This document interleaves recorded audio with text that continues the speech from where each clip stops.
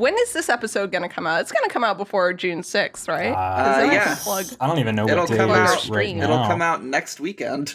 Ooh. Sweet. Yeah, I got to plug our stream because we're doing a charity stream for the Trevor Project. Nice. Cool. 30th.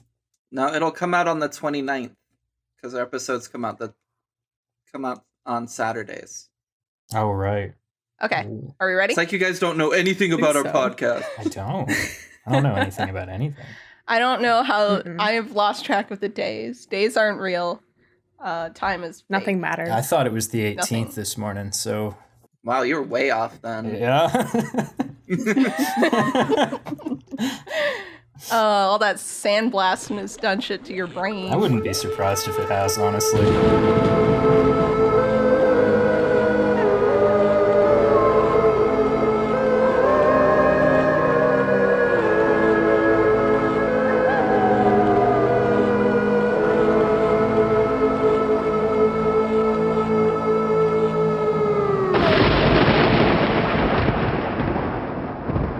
Okay, I'm gonna intro us. No funny business. Okay, Emma. Whenever you're ready. Okay. Hi everyone. Welcome to the Casual Obsession Horror Podcast. You messed yourself up. That's what this is now. We're in the Horror podcast. It's the At least I budget didn't say podcast. we're the hoe podcast. Okay. You just take a minute, Nina, whenever you're ready. Are you ready? Hello everyone. God damn it. Okay. Hello, everyone. Welcome to the Casual Obsession Horror Podcast, the horror movie podcast where we talk about horror movies. I did not over-enunciate that for any particular reason. There were definitely no messed up takes. Everything is perfect and fine. I'm Nina. Nice. And I'm Emma. I'm Heather. Who the fuck is Heather? Jeff It doesn't just- matter I'm who that currently- is because I'm Jeff. Now, what movie are we talking about today? No, let's actually start by letting Heather introduce herself. Yeah, I'm the artist formerly known as Heather, but also known as Heather currently. And I'm here as a guest. I would be impersonating Noah, except I can't. I could try, but I won't. Instead, you're so I'm just gonna impersonating impersonate Mitch Hedberg, myself. apparently. Do your Yeah. best Noah impression right now. I can't. I'm sorry. Hey, Gabagoo! Hey, Yeah, that'd be Gabagoo! Fuck you. Fuck you! I'm walking here in Noah's not Albany. here today. Our dear baby Noah's Noah. not here today. Yeah, Mhm. poor Noah. He's sick. He's got the COVID here in Albany, and he can't be with us today. He is ill, so he is hiding off in a different room. He did watch the movie. We will be having the Noah's Notes segment. He won't be here to defend his notes, so that means more fun for me. Yeah. Instead, we have Heather, Yeah. who is super cool. Hello. Well, currently hot because I'm very sweaty right now. So Oh, same. Mood. It's just that kind of day. It's the That time of humidity. year. yeah. I'm pretty comfortable. Oh, Well, good for you. well, must be nice. Mhm. Yeah. There's this It's great kind of- like invention recently called air conditioning. Ooh, It's been yeah. real. We've got it at my apartment. It's real helpful. We don't have that in Canada. Wow. Sucks for Canadians. That's what you get for having free healthcare. You don't get air conditioning. Yeah, exactly. You see, that's the It's a give and problem. take That's the situation. problem with trade-off I'd go socialism. It for. just doesn't work. It just We doesn't actually- work. we just communally blow on each other occasionally. It's like Oh, with your big healthy lungs. yeah, with Yeah. our big healthy lungs that are Yeah. paid for by the government. Canada Oh. actually has full-time blowjobbers. Actually, funny story. I don't know if you saw the infograph of when the coronavirus like first kind of started. They suggested, especially in BC, that it's like, hey, if you're going to use glory holes, make sure to use protection. And this is specifically from the Canadian government. I'm not joking. Glory hole protection. Yeah. I have ever heard. It's Anyway, amazing. it's ironic that we're talking about how hot it is, because that means it's the beginning of summer, and unfortunately, the movie we're talking about is called Spring, so sucks for us. Anyway, we are talking today about Spring. It is directed by Benson and Moorhead, who we have talked about before on this podcast, which we also had a guest for that episode, so maybe these guys are cursed or something. But they directed The Endless, and that movie was dope. And so I really wanted to watch more of their stuff, and that is why I chose Spring. Yeah, and since that movie was dope, that means this movie's gonna be dope too. Heck yeah. She said ominously. So I'm gonna do my little spoilerless synopsis here. Yeah, what kind of movie is this? This is a romantic movie. Honestly, it's probably more romantic and even maybe more funny than it is scary, but that doesn't mean it's not horror adjacent. I was saying before the podcast started recording, this is something that I would not recommend to someone who hasn't had any foundation in horror, just because I think that it would be scary to someone with no reference point. But if you've seen a few horror movies and you like romance movies, this one might be in your wheelhouse, though maybe it won't be, and we'll get into that in a minute. As for what the movie is about, this movie follows Evan, a man who, after the death of his mother, lashes out at a bar and begins a series of shenanigans that land him in Italy to kind of find himself and help his grieving process. While he's in Italy, he meets, I think her name's Louise. Yeah? Okay, cool. I just wanted to double check. I think it's Lewis. Lewis? Yeah. That makes sense because I have an uncle named Luis, and it would be weirder. Anyway, he meets Luis and he quickly develops feelings for her, but Luis is more than she seems, and that's where the horror kicks in. Yeah. The way you left that off made it seem like this movie could be pretty transphobic. It's not. There are movies that we might talk about later on that have themes like that, that I'm not sure that those are movies that we'll cross that bridge when we get to them. Wait for me to go off on those ones. Oh man, I unironically would love to hear your thoughts on a couple of them. But here we go. No, not transphobic. Does include the F slur, however, so be aware of that one going in.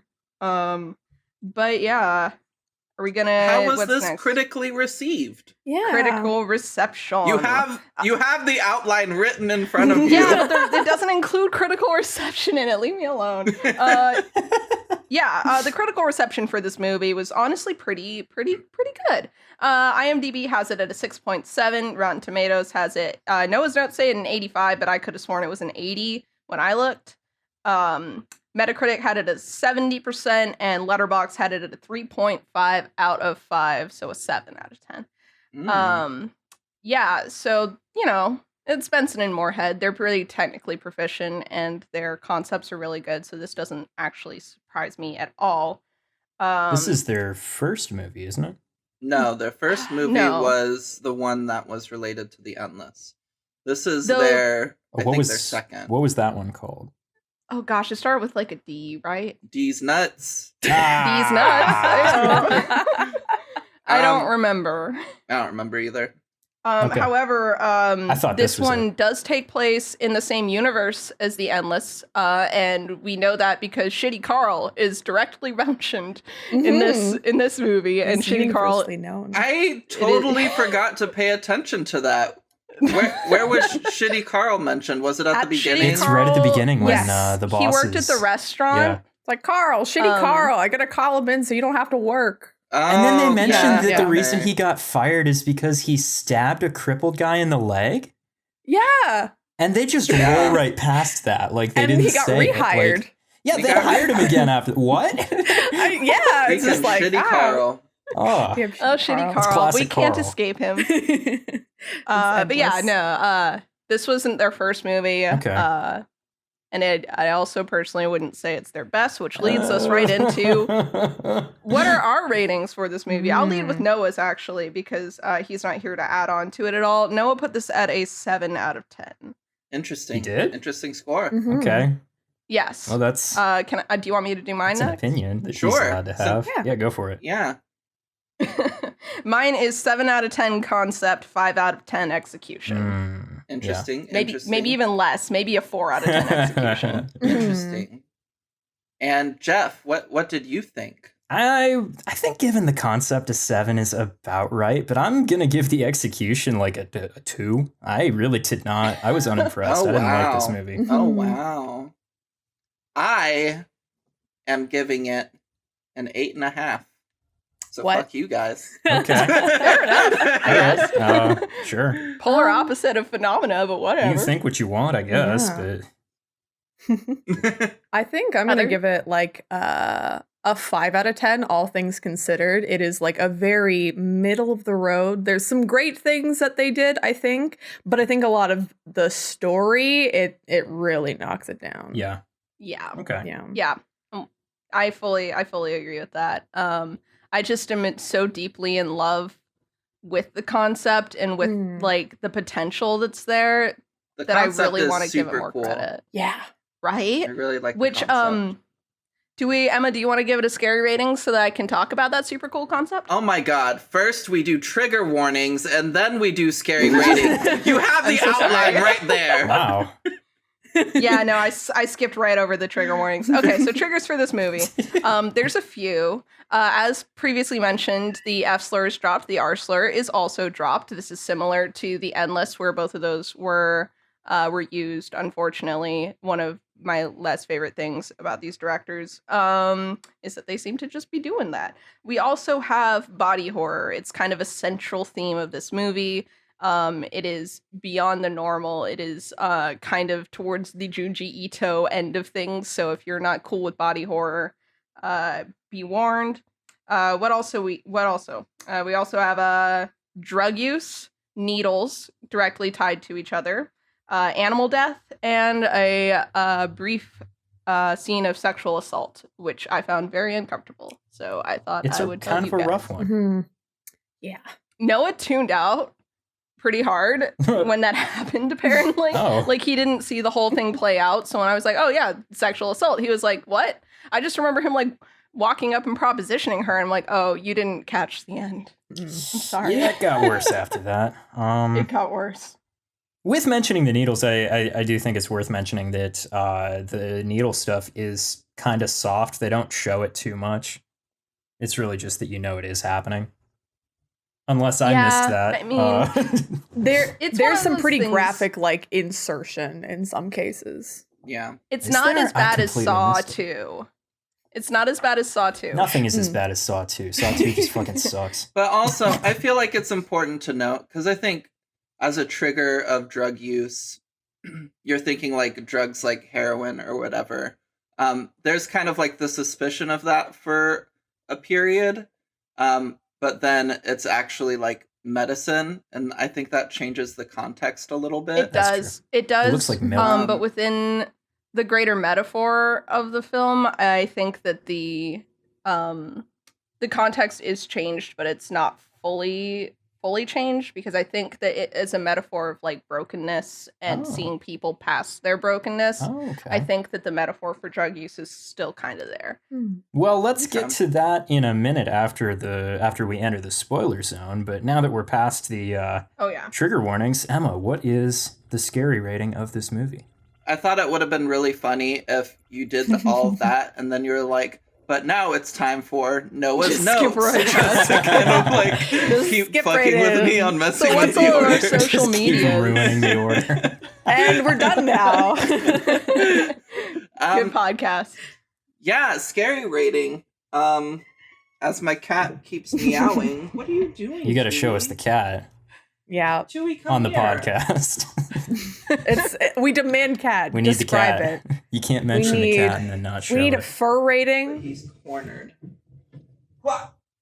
Well, I mean, we could say that there's a certain amount of like furry adjacent content in this movie, because it is more or less just kind of adjacent, a monster girl hentai plot just stretched into a 2-hour movie. Stop with the spoilers. So we have to let Emma do her thing. Scary rating. What a good question.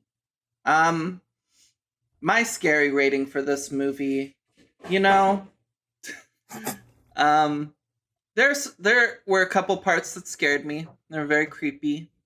But overall, it's not an intensely scary movie. They're just kind of a couple parts that get you. And largely, it's more of a kind of creepiness, like mystery. Tui, what are you meowing? Holy shit! They're very scared of this movie. Yeah, Tui's very scared of this movie, so obviously, so I'm actually gonna have to change everything I just said. 10 out of 10 scary. Agreed. Yeah, no, I was going to say 10 out of 10 scary because of my fear of commitment, but I'm married, so that joke wouldn't fly. That would, yeah. Speaking of fear of commitment, let's get right into the synopsis. Okay. Whenever It you're would ready. make sense that you say that on the episode Noah's not here, though. It would, yeah. Just no one listening to this, like, divorce. All right, here we go. Picking up where we left off, Louise is hinted to be more than human with some pulsing veins and some weird appendages, and her flesh is like sloughing off, and it's amazing. She also consumes both a pet rabbit that she is shown to have, and also one, and no more than one, sexual harasser who kind of deserved it. Kind of. This all goes... fully deserved it. 100%. This all goes completely unnoticed by Evan until he finally notices a needle on her floor, and Luis kind of disperses that by telling him it's medication. However, she does then break up with him for cryptic reasons, and Evan returns to her house to try and talk to her about this, only to find her on the ground in just a state of absolute disrepair, with different limbs of different animals and a weird snaky tail and slime all over the floor, and she's just a mess. And despite this, Evan does maybe his one redeeming moment in the film where he, despite the fact that she's lashing out at him and despite the fact that he's encountering something he's never seen before, he makes his way through the room past her like flying around knife tail to get this syringe and administer this medication, which he correctly assumes is for this exact situation. And once she becomes human form again, she explains to him that she is an organism that consumes. You guys watch My Hero, right? Yeah. Y'all know. I okay. do. So there's this character named Sun Eater, and his superpower is that he gets like the appendages of things that he eats. Yeah. And that's basically He's also a what very Luis good has boy. going on. Well, He is that's, also an extremely that's not good boy. exact. It's visually that kind of is what it looks like, but Yeah. that's not like That's how not it happens. one she can't really, hundo like- how it works for her. It's just like creatures of their evolutionary past Yeah. that Exactly. she turns into. And she takes it one step further. She's a an evolutionary biologist, like a genetic biologist, and she has been studying this for years to better understand herself and the world around her. And she has, as best as she can figure out, she metabolizes stem cells and the genetic information. So every 20 years or so, I think it was, she has sex with a man to become pregnant, and then she metabolizes the stem cells of the embryo so that she can live on another 20 years. And she repeats this cycle continuously, and she has for 2,000 years. There are several paintings that were shown throughout the movie that have heterochromia, which she also has. She has one brown eye and one green eye. And so we get hints early on in the movie that she's immortal. And then she comes right out and says it. And this is how she does it. She's not a vampire. She's not a werewolf. She is something entirely different. And that's my favorite part of the movie is what she is and how she has learned that about herself. She does admit that she could stop this process if she fell in love, which Evan interprets as her choosing to stop the cycle to live out her last life with a loved one. He challenges her to fall in love with him and the two embark on a road trip across Europe while she goes through the last of her medication, hoping that by the end she'll choose to stay with him. However, near the end of the trip, Louise reveals that it's actually not a choice at all. It's entirely up to her brain chemistry to produce the right chemicals that keep her from regenerating. Evan still doesn't leave her, instead waiting for the medication to wear off, taking the chance that she'll kill him when the transformation completes. While the medication wears down, he describes the beauty of mortal life, and upon the transformation's end, we're shown that Louise is still the same person, pretty much, that she was before, showing that her love for him has won over the transformation, and she'll live out her last life with him. And that's that. Yep. Except you forgot the farmer. Oh yeah, the farmer. That dude's the best part of the movie. I liked the He's farmer. so sweet. The farmer is pretty sweet. Evan, while he lives in Italy, gets a job on an olive farm with this guy named Angelo. And Angelo had a wife who died in a sudden car accident. And he kind of encourages Evan to pursue love. And also to pursue working. Damn it. Come on, man. Yeah. I liked the part where Evan was talking to Angelo of like, oh yeah, like we broke up or whatever and blah blah blah blah blah. And then immigration starts coming and Evan's like, wait, who's that? And the guy's like, immigration. He's like, should I be worried? He's like, see. He fucking puts it. I thought that was the best part. That joke was really good. My other favorite joke in the movie is when they're out boating and Evan's like, I think we're taking on water. And Luis is like, stop talking shit about my boat, Evan.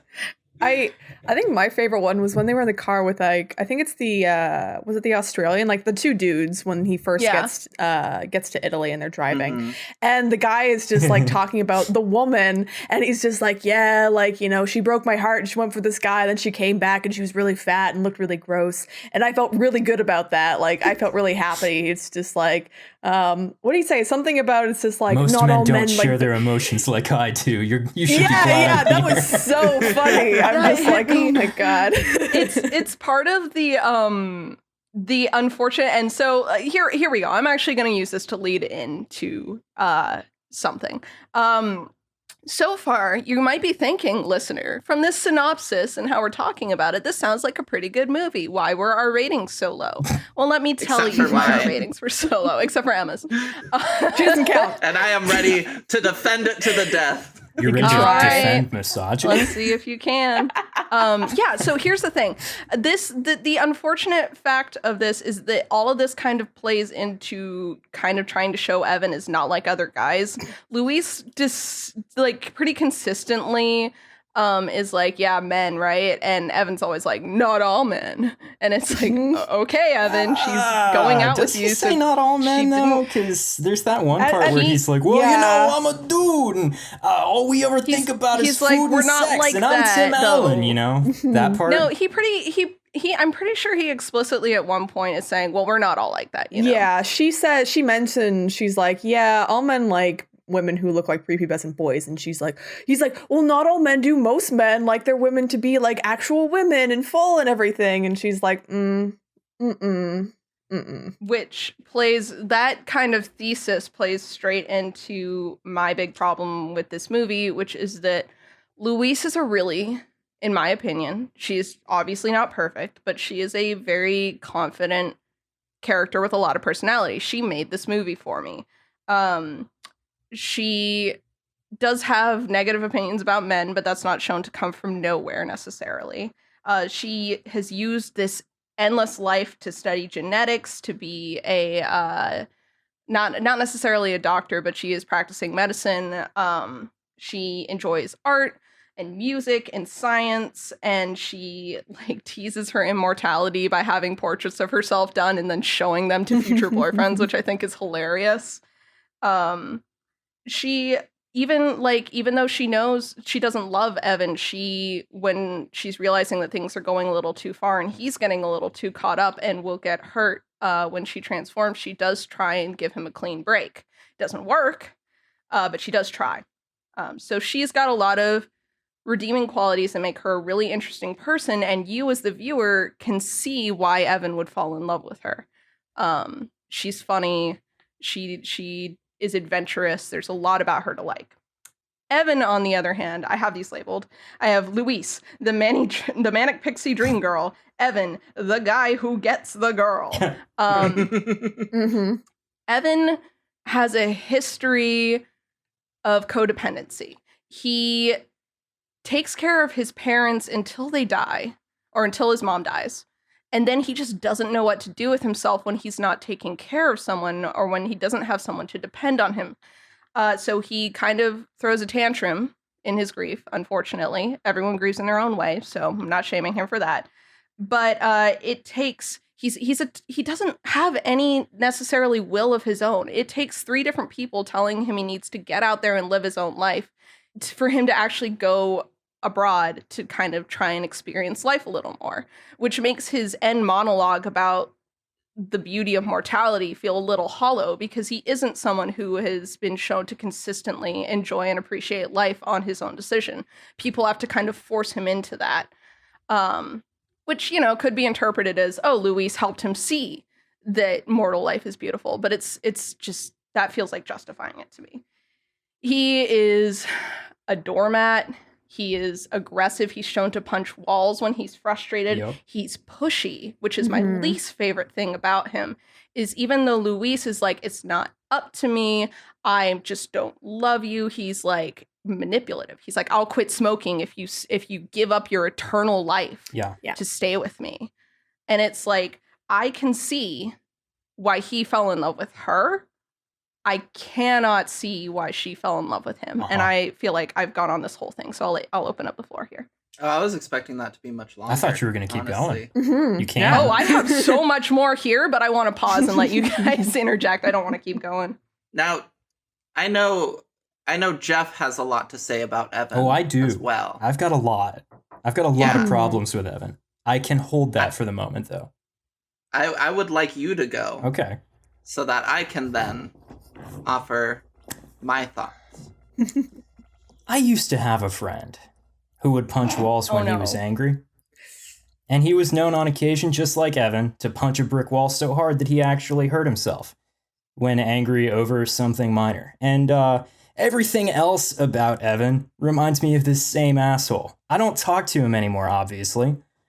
Evan has so many lines. I really did not see what you were talking about with Evan being like the not all guys are like that, all that kind of thing. Because the lines that he says that jumped out to me the most were all things that were kind of him saying, yeah, all guys are exactly like that, and I'm one of them. Where he's like, you know, all we ever think about is food and sex, and he I refuse to buy more than one shirt. Yeah, and he says so many things like that, and about half the time, Luis winds up saying the things that I was thinking in those scenes, like, you shouldn't say that out loud. You should buy more than one shirt. Yeah. You are capable of buying more than one shirt. What is like, stopping buddy, you're you just from a being... moron. Why can't you take no for an answer? Why can't you accept the fact that you're being dumped and just move on with your goddamn life? It's been 3 fucking days, dude. Like, this man just seems like an absolute consummate dirtbag to me, other than the fact that he was taking care of his mom. And what we see from like his friends and stuff, everything that we hear from the people around that he keeps around him, seems like they're all kind of just dirtbags as well. So I found him to be a thoroughly unlikable character, and by the time he hit his the beauty of life is in its finite nature monologue at the end, I was like, well, this isn't the kind of guy who says that shit. This is... He doesn't think that kind of thing. He doesn't think that deeply. He just wants his next beer or whatever, because that's what he says he wants. Like, I really felt like that kind of came out of nowhere. We didn't see a whole lot of actual character development from him to bring him to that point. No, what we saw was actual toxic, like emotional, like it was kind of the progression of abuse that you see where even though he no longer has no one to depend on him, so he goes and finds someone and then tries to remove her safe hold so that she then has to depend on him. Yeah, he finds the most independent person on the planet because she's immortal and 2,000 years old and definitely doesn't need him. And within a couple of days, well, as soon as he finds out that she's immortal, he starts pestering her to give up her immortality, which is something that you just cannot ask another person to do for you, especially if they've only known you for a couple of days. Yeah. This movie made me so angry for 2 hours, and that was pretty much all that I got out of it. I didn't even see metaphors or anything. I have like 4 notes written here that are just like, what's the point? What is this coming to? When is the plot gonna start? Like, Yeah, there is this part in the movie where there's like a shot of basically like a spider like eating a fly. But I'm just like, at first when I was watching it, it's like, oh, okay, so she's the spider and he's the fly and he's like grabbing her. And I'm like, no.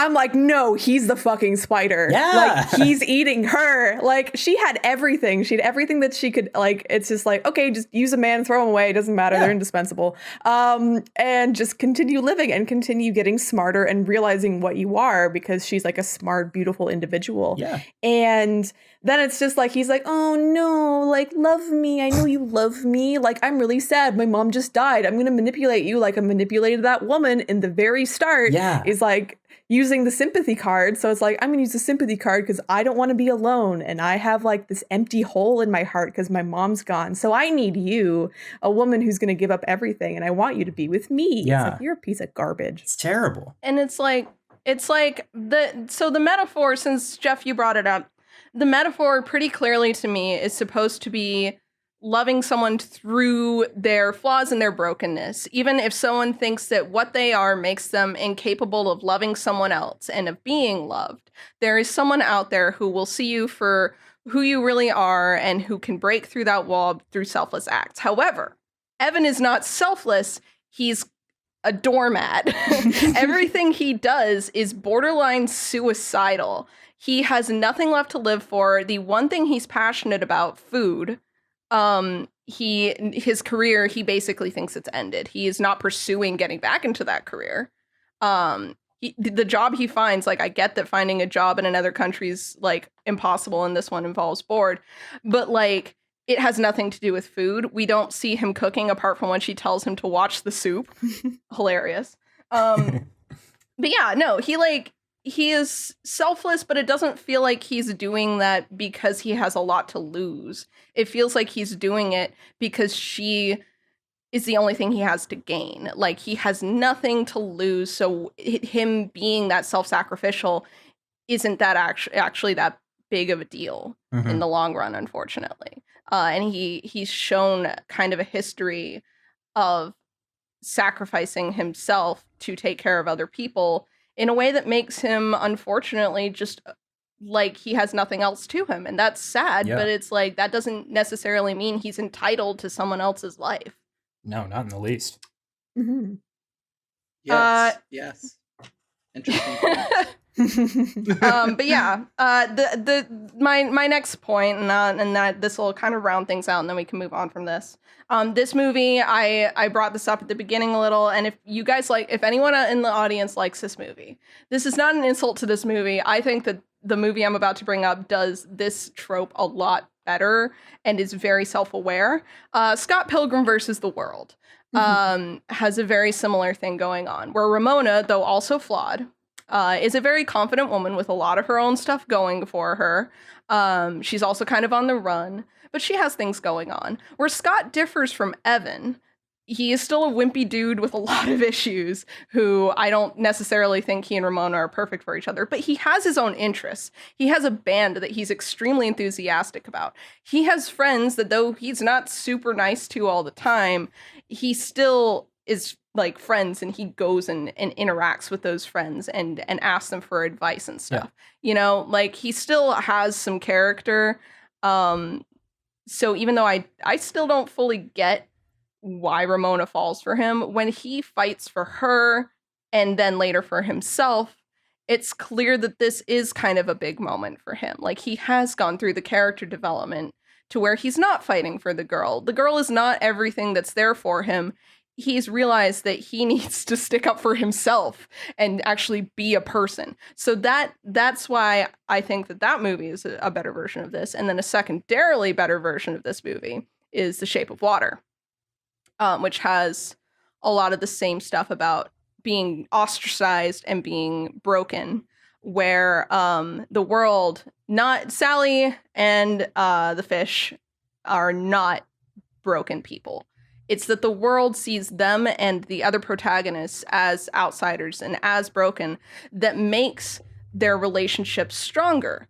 You know, it makes that relationship important because they both see each other as equals, and they both see each other as someone that society has told that they're broken, but they see each other as whole people, and that's why that romance works. This movie does not do that either, so it kind of fell flat for me. But yeah, that is my whole diatribe. Interesting. Matt, do you have any thought? Damn it, Heather, do you have any thoughts? It's okay. You were doing so well. Made it I am almost 40 Heather, the minutes. artist formerly known as Matt, as well. So let's see. I have a bunch of notes, of course, that I'll probably go through because I forget half of these. But there was, of course, a lot of foreshadowing just in general. I'm just like, okay, there's going to be something up with her. Oh, yeah. Like 100%. But I think most of the stuff that I was going to say on how just shitty of a person has already been said, like about Evan. You can say it again. It feels just good not, to say it.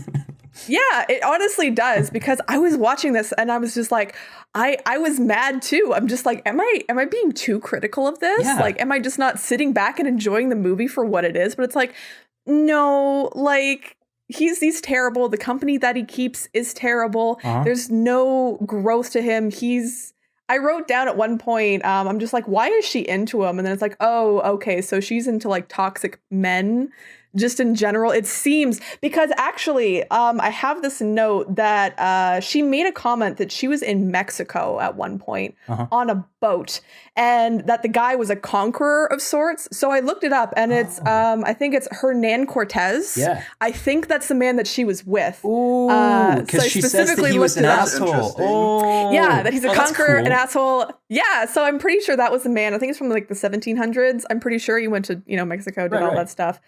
Killed a ton of people. Yeah, killed Not a a ton good of dude. people, conquered Mexico and the Aztecs for Spain. That is such a cool reference. I didn't catch that. Yeah, there's That guy from El Dorado is in this movie? Neat. yeah, just playing the lute very aggressively. But like just in general, like, he's not a great character. I think he's the character that this is a movie for men. This is not a movie for women. I've read a couple reviews on this, and it's just like, oh, the way that they portray kind of like a woman going through like using it as an allegory for like basically her period. Yeah, and like the way that they portray like the woman, the way they portray like the female perspective in this is so great, and I'm just like, no, it's not.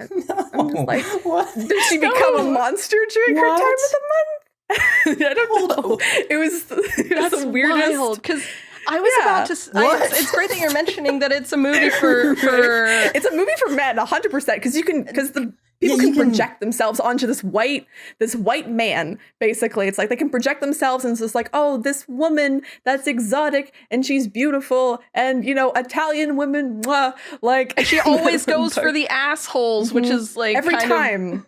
She A white knows to go. man? No. Thank you. Yeah, she always goes for the assholes because she usually knows that those are going to be the ones to leave her. But Evan was just so selfish, and I think not quite self-absorbed enough that he was able to just seek her out, like this own little monster, and like attach himself, like kind of like a male anglerfish attaches himself to a female anglerfish, except he has nothing to offer except semen. That's it. that is like a male angle. I don't know Totally why. unrelated. As an asexual, it's really weird that men can use their semen to lure in women. Right? One Why time, should go to a sperm bank? Oh my goodness. One- Jeff is Yeah, over right? here fucking dying. one time during Inktober, I did like an anglerfish portrait, and I made the quote bubble say, "Hey girl, you like light?" And my roommate was a marine biologist at the time, and they were like, you know that the big ones are all women, right? That's a lesbian anglerfish. Yes. And I was Jeff like, is still like fucking dying. I love this. You gotta space these out a little bit. every It's time you calm diatribes. down, we got another one. What?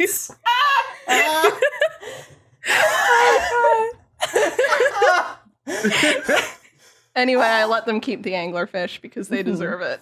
Nice, Fantastic. nice. Yeah. I don't know where Um, else I'm going with any of this, but like just in general, he does defend men quite a bit. And he's just Quite a like, bit. not all men. Or he does that thing where you mentioned there, Jeff, where he basically says, yeah, all men are trash, like all men just like boobies and Yeah. yada yada, but I'm not gonna change myself at all. I'm just gonna keep being that type of man. It's just like, no, Like, really? come yeah, on, he's buddy. like, I'm not gonna stop smoking until he can use it as a bargaining Yes! chip. Yeah. You want to give up your life? I'll give up smoking. It's like, those aren't equivalent, my guy. Those are That's nowhere not the near same at equivalent. all, no. No. That part was definitely laughable, but I think that was kind of the intention Yeah. of like. Most of it. So And yeah. I would like to begin a new segment that I've been meaning to start for a few episodes. Should we have now. Emma? Should we have Emma rebuttal? Because Wait, I'm curious what this segment Yeah, is. okay. Yeah, all right. The what we think they should have done differently segment. Oh, I have For a whole movies that we paragraph in didn't my like. notes. Interesting. excellent. I would have like- a whole I would like to synopsis get of the my movie I would've rebuttal in liked. real quick. Okay. Okay, go ahead. Before, because I think, who knows? So, We don't want you forgetting things. yeah, you don't want me forgetting things. I agree with you all. I agree. Evan Mhm. is a piece of shit. Okay. As long as we're on that. Yeah, the server, you guys talk about kind of like his codependency. He doesn't really have like good friends that he can go to advice for, which is absolutely true, but he also works in the service industry. And as anyone in the service industry knows, those friendships are incredibly deep while also being incredibly shallow. It's a curious balance, yes. It is a curious balance. So he did like try to call his friend, like his confidant, to talk to him about like, dude, I don't know what to do about all this shit. And was being very truthful. He's like, I got this girl pregnant and she's gonna like give birth to herself or something. But the guy's like, oh, dude, I'm baked as hell. Like, ha ha ha. And doesn't wind up helping at all. But Which is the funniest No. scene in the movie, I think. I think there are a few good funny scenes. But also, I like that. I mean, I haven't seen Shape of Water, but Neither have I. as we've talked about kind of subgenres of horror, of like horror comedy or action horror or whatever, but I haven't really seen or know many like actual horror romances that aren't just horror rom-coms, like straight up. And while this movie has funny parts in it, I think all romance movies are going to have some funny parts in it because comedy is a part of romance. Well, and a lot of horror movies have funny stuff in it as well. Like, yeah, that's just, it's true. part of it. Yeah, and I don't know, I felt like a lot of kind of the dialogue of them giving each other shit or like joking around and stuff felt like very real, Okay. and I enjoyed that. But yes, Evan's a piece of shit, but also Luis is also a piece of shit. Okay. The entire point of this movie is about the connections you make with other people that kind of make life worth it, almost. Luis has gone 2,000 years living life without any connections because those connections are what will make her fall in love, which will stop her immortality from happening. And so she goes through life every 20 years, kind of attracting somebody, getting them close, kind of having sex with them, and then throwing them away. That is also incredibly toxic. Yeah. She kind of goes through all of this, keeping people at a distance, not letting people come close.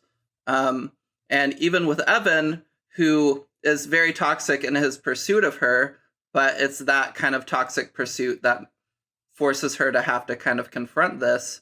And even at the end, I wouldn't say she's really fallen in love with him, but it's just kind of some of those chemicals are starting to like come forward.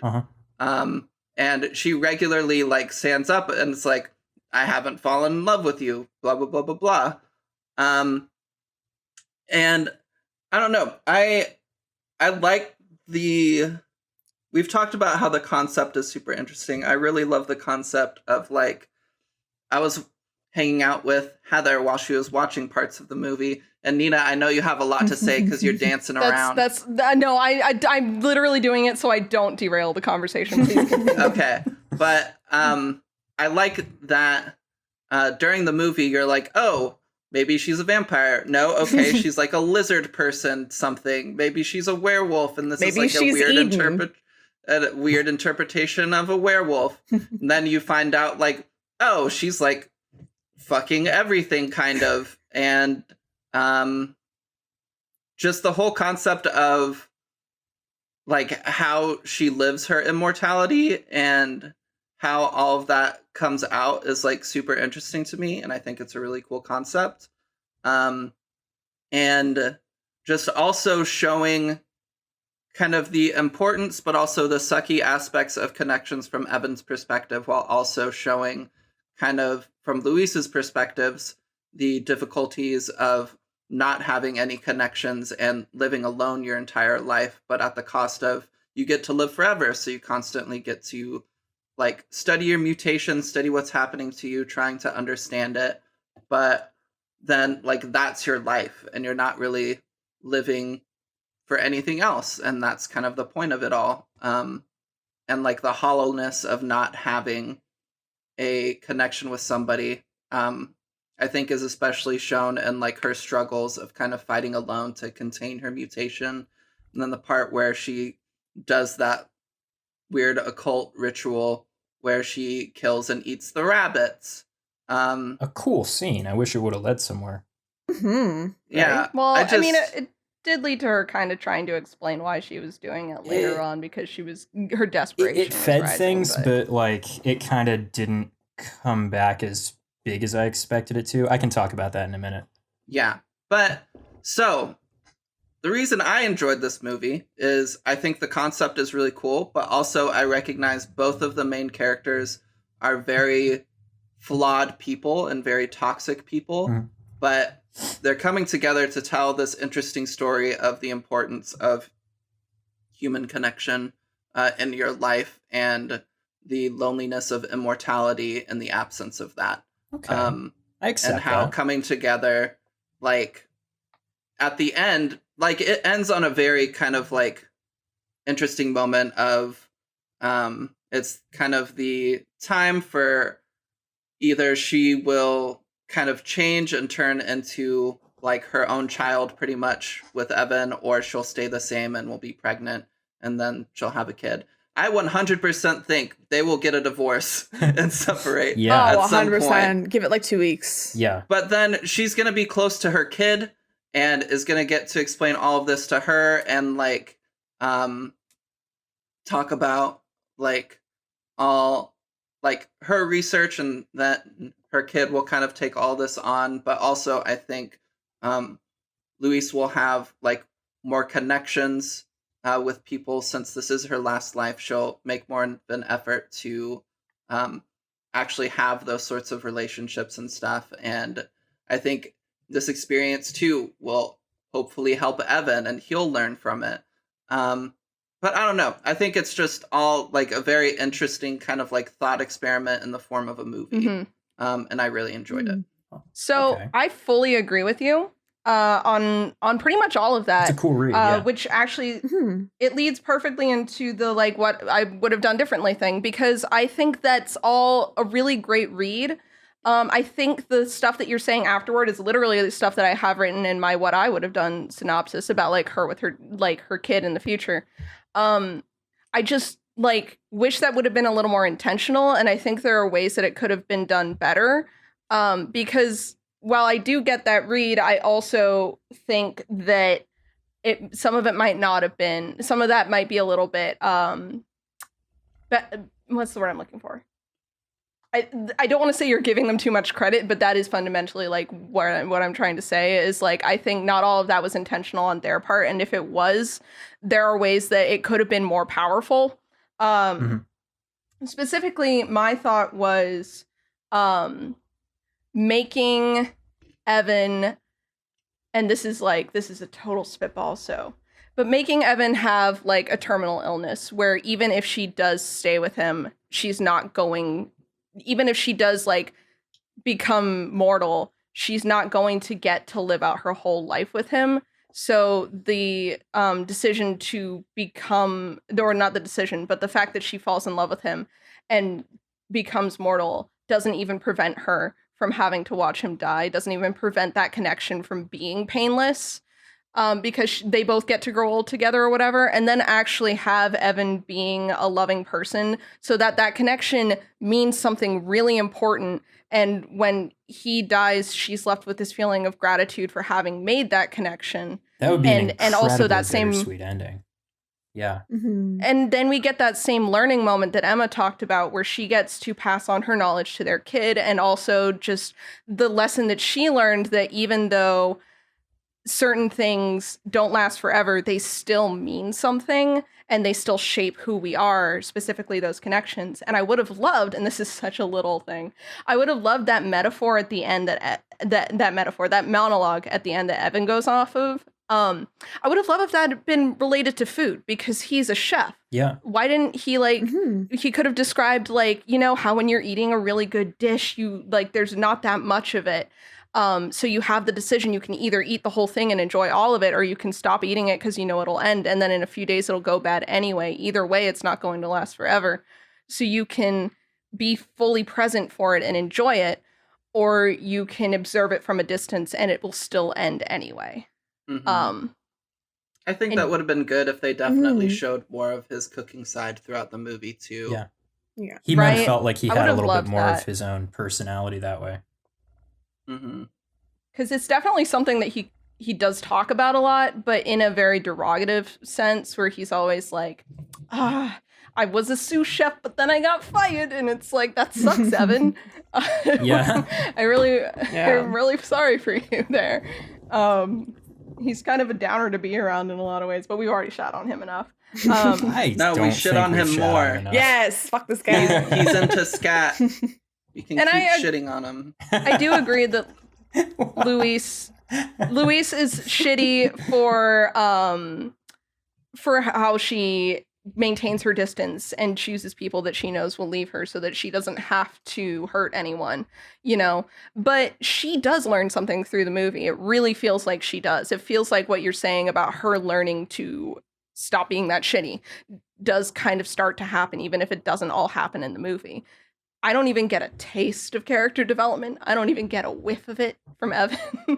He gets everything he wants with no downsides, pretty much. He doesn't even have to quit smoking, right? And she gets a huge downside at the cost of her character development, which I love the character development, and I don't think her needing to give up. I mean, her giving up her immortality is a necessary change for this to be a movie that gives off the message more strongly. Yeah. But yeah, no, I fully agree with you, Emma. I think that the message that they're trying to put out into the world is definitely how you saw it, for sure. Yeah. I do love that kind of proposed change of him having a terminal illness. Yeah. I think that would have been incredible because then, like you said, it kind of changes from him pursuing her because he's toxic and won't accept no as an answer, to he's pursuing her because he's like, hey, I really care about you and I only have so much time left. Please, can I spend it with you? Yeah. And I think would have made that monologue cute. Meaningful. Yeah. It makes everything about him as a character meaningful. You don't really have to change all that much about him. Because then even stuff like not buying a new shirt would make a little more sense. Yeah. Just a few different little things would start to make more sense. You would not really have to change all that much about his character. That being said, I know that there are a lot of people out there who really don't like movies like The Fault in Our Stars or Everything or Midnight Sun that kind of fetishize terminal illness. And I think that there would be a way to write this movie that would keep it from being one of those movies. Yeah. But I also acknowledge that those movies have their huge issues related to how they portray terminal illness. And I do want to acknowledge that. Yeah. Yeah, even that part where he like is in the alleyway after Louise breaks up with him, where he punches the wall. I think if he went to and then he stopped himself and then he just kept moving. So that there's that like character progression that he doesn't lash out when he's angry, because you know that like if a man is gonna hit an inanimate object instead of like basically hitting a woman, because that's what it is, like you know that at some point he's gonna get to that point where he is going to like hit her. Oh, absolutely. It's just, that's how Anytime it that is. kind of thing happens, the wall is just a proxy for the person. Yeah. Or the person's a proxy for a person. He did beat the shit out of a dude at the beginning. He did do that. Well, I mean, he was a dick because he had that sticker on his hat, so I feel like he deserved it. And he so obviously started it. I mean, well, yeah. He's gonna hit his friend with like a bottle, so he was just like hitting him so he didn't hit his friend. Yeah. I think it's a direct parallel almost to Louise devouring that guy that harassed her. Kind of, yeah. It's directing your energy and that energy somewhere kind of more productive. Yeah. But it does absolutely ruin Evan's life. Yeah. There's a lot of neat parallels in the movie. I think that's little details like parallels and foreshadowing and stuff are things that Benson and Moorhead seem to be really good at. Unfortunately, at the cost of some other things in this case, but there's a lot of really good, just like when Angelo is telling him about the tree that has like lemons and oranges on it, and he says like the older tree uses the body of the younger tree or something like that, and that's like, you know, as an analog to the way that Louise survives all her life, and like between like the two sex scenes in the movie, actually, the one that almost happens and then the other one that does, in the first one, it's that girl who's like, I'm only here because I feel bad for you, and then he falls asleep, and in the next shot she has just disappeared. We see parallels to like all of that stuff, everything that happens in that scene later on with Louise in a series of events where she's like, I'm not in love with you, leave me alone, and he keeps following her. And also like the condom thing kind of plays into that as well, and also the way that he falls asleep and then wakes up and she's gone, and it's shot like exactly the same way. And then there's like all the little detail shots with like, you know, the spider and stuff, and like that all makes the whole thing feel an awful lot deeper than the rest of the movie comes across. Yeah, I agree. I think it's beautifully shot for sure. Oh yes. Yeah, I do like, Heather, you brought up kind of on the first watch with the spider kind of devouring the insect scene of like, you're like, oh, okay, that's her kind of like getting ready to devour him or like devour like whatever. Then on a rewatch, you're like, okay, no, it's more like he is that's the like spider, a personal opinion. And, yeah. But I think I like that you can interpret it either way. Where each of them can be the spider and each of them can be the insect. And it's like this dance of toxicity kind of in how they're viewing this relationship. There was one other thing in terms of like for just, I guess, kind of foreshadowing what would happen. There was that part with the bug, right? That was on the tree. And he makes a comment that he's like, oh, so the bug kills the tree in order to pollinate it. I don't get that. So with Louise, she basically takes the new cells and uses them and kind of devours them itself in order to recreate a new body for herself. So kind of explaining, like, in a way, what that is. The one thing I didn't like is that she explained everything, what's going on for her. It was that really nice long shot, that like 4-minute long shot that just kept going and going. But it's just like, oh, here's all the exposition in 4 minutes. It's like, oh, okay, cool, thanks. Yeah, she kind of lays it all a little bit too flat, huh? Unfortunately. Well, she's kind of like chasing him, trying to explain while he's like, I need to process this. Yeah. I wish there was more, not quite, because there's a lot of visual hints and like showing you what she was sort of thing. But I wish there was more buildup. Like the first, I think like 20 minutes of the film could have been cut down severely. It's like, I hated those the entire two guys. First half could have gotten chopped almost entirely. Because Yeah, even though they were great, and even they weren't great. I didn't like they any were of the awful. characters really from the beginning. They were awful, but the chemistry, Yeah. the lines, the chemistry, how it was shot, everything was it was great, and the construction was great. If it stayed in that section and kept up with that type of dialogue, like that fast pace, like kind of little snaps at each other and whatnot, I could watch. I wouldn't like it, but I could watch a movie in just that sort of style. But it felt very disjointed from what it became. Yeah. Like it's completely two separate movies. Absolutely. It really is. Yeah, I think they have it definitely is. Yeah, I think the directors, because with Endless too, them before they came to that what is it, like The cult the thing. cult and everything, yeah. Mhm. It kind of feels maybe like a little bit of a different movie because a lot colder shot. Oh, very much. I think I don't know if it's like a I constant felt that like the it was directors more. have. Yeah. Yeah, I think it was more intentional in the Endless for sure. Like there was Mhm. definitely like an intent in this one where it's like, and then she entered my life and there was light and everything was woo! warm, and like there's parts where at night it's just them underneath like the light, and it's very warm where they are, and everywhere else outside is very cold. Like you Yeah. can see the Mhm. blue light and everything, but just them two is very warm. I think Go ahead, sorry. No, you're good. Yeah, I was gonna say that anytime that they're talking about personal things, like when they're in her house and they're kind of more in feelings and everything with each other, it's much more of a warm tone. But whenever they're just like out and about, talking and stuff and kind of just, joking around with each other, it's a lot colder Uh-huh. and more unfeeling, at least the lighting. Mhm. So, and the same thing with, like, I'm going on a rant, but like at the very beginning when the woman leaves him in the morning, it's very cold and he wakes up and like the cops are there. Yeah. But then it pans back to when Luis leaves in the morning and it's very warm. Like it's a totally different feeling between the two Ooh, scenes. yeah. Yeah. Interesting. No, I absolutely see what you're saying. I think that's actually like it is a strength the way that they use their color grading and stuff, Yeah. and Oh, even for like sure.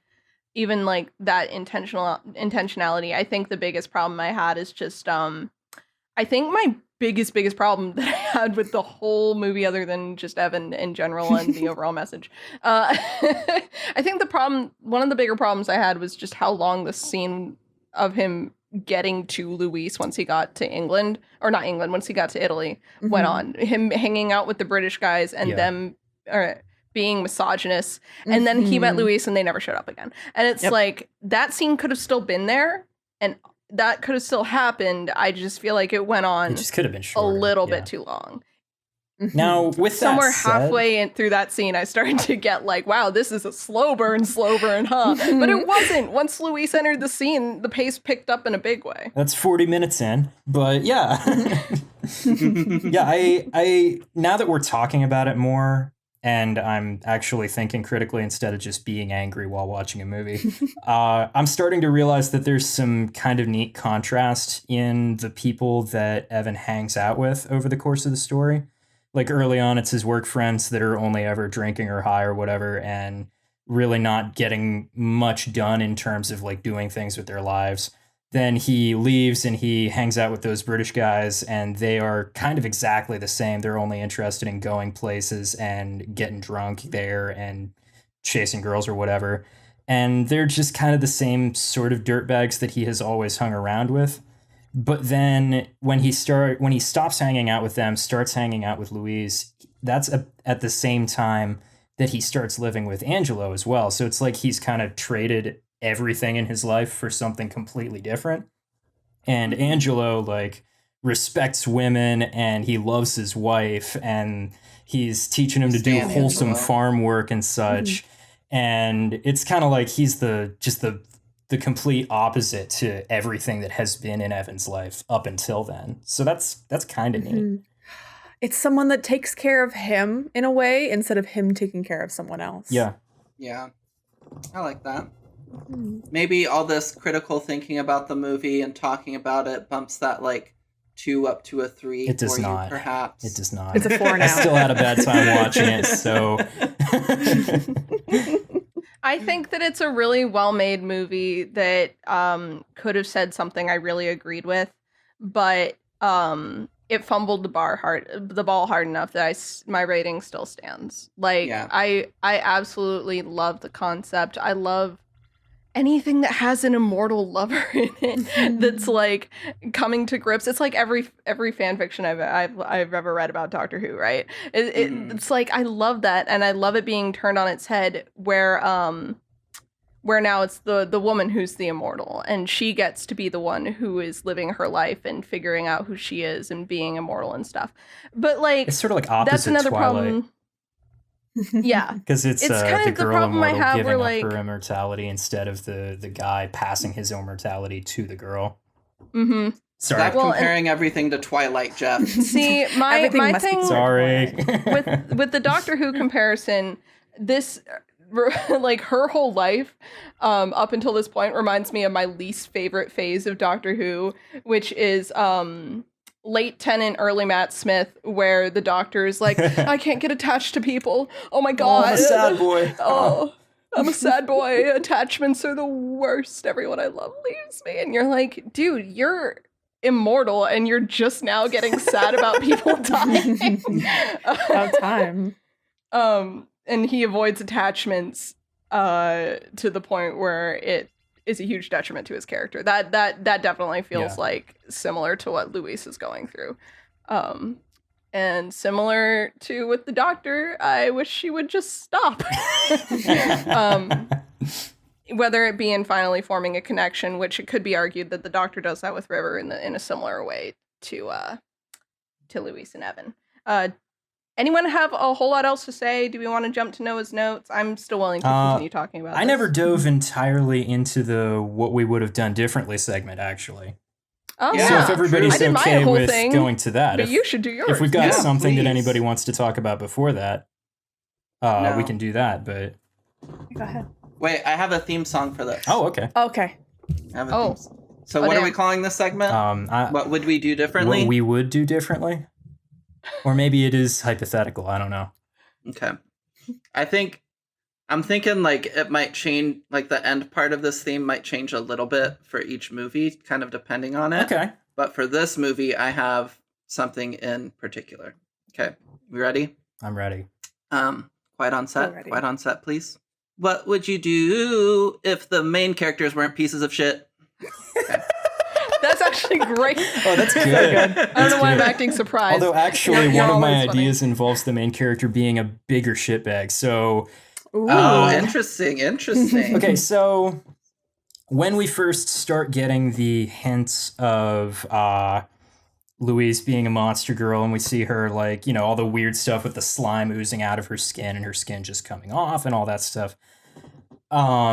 And we see that she's using some sort of medicine to keep that in check. I started thinking, oh, do we have like a sort of a Star Trek styled, like, what does it mean to be human story, where we have like a person who is ultimately kind of a monster attempting to be more human, while as like a counterpoint, we've got our main character who is a human constantly acting like a monster. And then we've got this like, you know, what is it really to be human kind of a element to the story. And I thought that would be pretty cool. And then it wasn't that. No, it was a completely different story. But Earlier than that, when we get the like the first look at her transforming in like the alleyway and stuff, and then like Evan finds that weird book on her coffee table and he's like, "You speak Sumerian?" And she's like, "No." And then we see her like performing that ritual and eating the rabbit and stuff while she's all like transformed and withered looking and weird. At that point, while she's like doing the ritual and painting the blood on the wall and stuff, I was like, holy shit, this is one of the coolest ideas I've ever seen. Is she like some kind of a Sumerian demon or like an ancient god or something? And the fact that like people don't worship them anymore has like rendered her so weak from the lack of belief that she's reduced to having to perform rituals and sacrifices to herself. And how fucking weird is that as a concept and a situation to be in, right?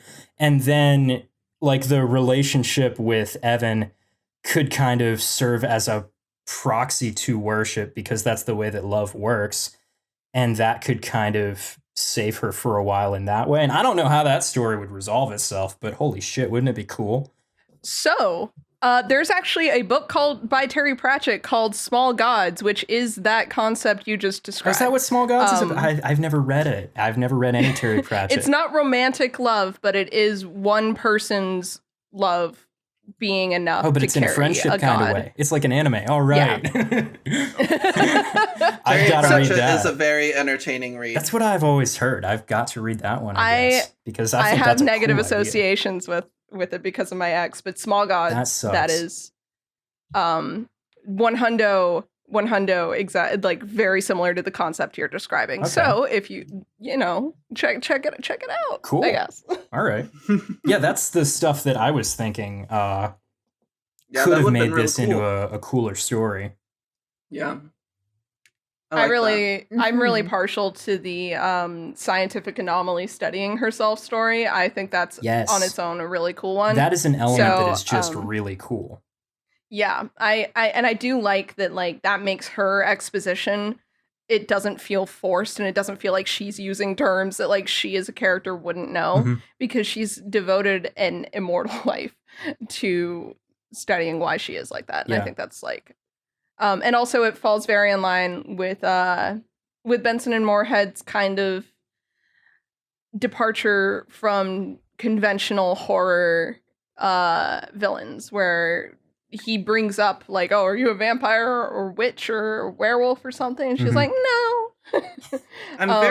I'm very curious what her, because she said she's a student of science and she's been like studying herself, trying to figure herself out for a long time, basically her entire life. I'm curious what those studies consisted of prior to the theory of evolution Right. in the mid 1800s. Right. The first 1,000 years must have been pretty dry, right? Yeah. I wonder when she started, like, actually, I wonder if she almost didn't study that until the theory of evolution, like, became popularized. And I think maybe then it, like, clicked with her and she's like, oh.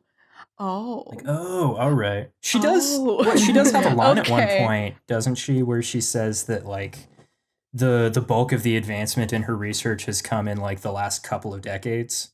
Yeah, and she's even not fully convinced that like the scientific explanation is fully the explanation for it, because she does Yeah. still try and perform the ritual. She's still, even though she's like, I'm not supernatural, not everything you don't understand is supernatural, Evan, and she still, like, out of desperation does try that ritual on herself. So Yeah. it does betray a little bit of even though she's starting to understand herself, she's still scared of herself and still doesn't fully understand it. Yeah. Yeah. And I like that kind of hints at probably prior to the past few decades when she's really made these advancements with probably her medication and various other things, that she probably was much more into these kind of like occult things where she doesn't necessarily understand what's going on, but she's like, I don't know what else to fucking do. So here She we does go. talk about areas where witch burnings are popular not being very friendly to her. Yeah. So I do appreciate that. She's like, yeah, I'm weird and they don't like women who are weird. So Yeah. She was Yeah. like, they were burning people for being like way less weird than I am. So here's a question. We talked about how some people understood the transformation scenes as a metaphor for being on your period, which is frustrating because having a natural bodily function does not make you a monster or in any way It's as not the broken same as as growing this like tentacles. thing is portraying. No. It's just But it here's- doesn't line here's, up there now.